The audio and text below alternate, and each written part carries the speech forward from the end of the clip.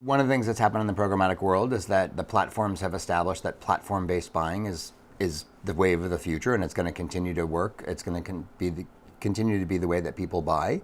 So I think the role of publishers is to work around what we look at as foundational partners, which may be your platforms, and then engagement-based partners, where you have category specificity, quality engagements with consumers, the ability to actually convert that consumer from interest to intent to actual transaction. I think that's where the world that publishers, especially large-scale publishers, will start to play, especially as these publishers are both category specific as well as consumer specific. And let's talk a little more specifically for you guys, your strategy as a publisher. Sure.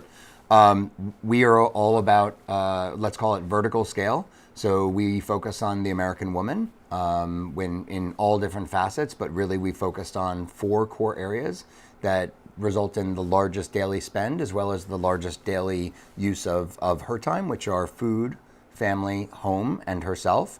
So food, getting food on the table for both herself and her family. Home, both making home a sanctuary as well as actually understanding kind of the sizing and what needs of the home are for a growing family. Family itself, right? Both from getting started all the way through emerging and mature families. And then herself, how does she take care of herself in her free time? Beauty, right? Health and wellness, etc. Cool. And so tell us what your ecosystem looks like, or in a sense, what an SSP is, and how you power your operation. Sure. So we have a stack just like anyone else's in the sense that we actually have an ad server, which let's say is the central point, since that's what's delivering the ads to the page.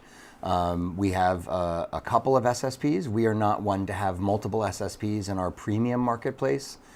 We have a divided strategy, or let's say a hybrid strategy, where we actually use open market for yield, and we use private marketplace or our premium marketplace for preference, working with our top advertisers, ensuring that they get what they need, and then ultimately making sure that those private marketplaces work with our direct buys in an integrated fashion. That means that we've got to have fewer SSPs dealing with premium business. We need to have a DMP, which we do, which is Crux.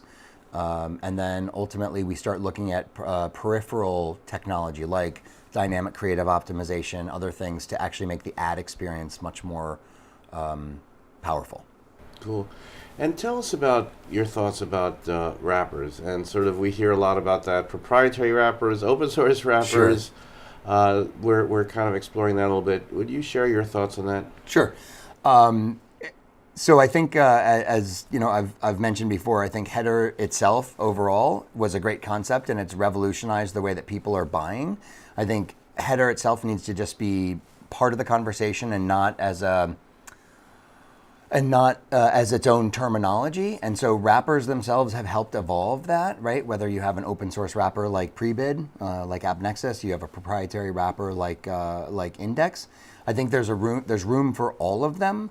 But I think we have to move beyond the wrapper itself and also just kind of think of all of these, header, server to server, direct integration, all as some sort of concurrent demand enablement, where it allows the advertiser to see the impression before they actually have to make a decision and be able in real time to look at it and compete with all of the other advertisers.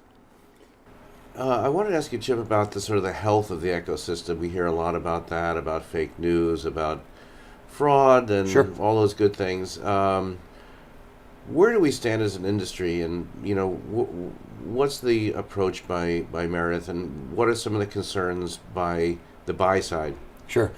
I think as Meredith, we're blessed to not be involved in that, in the sense of even have the opportunity. I think a lot of that comes in when you have long tail scale, where you've got news, where you have a lot of the other issues, where we're very much about lifestyle. We're about empowering, this American woman to get through her day.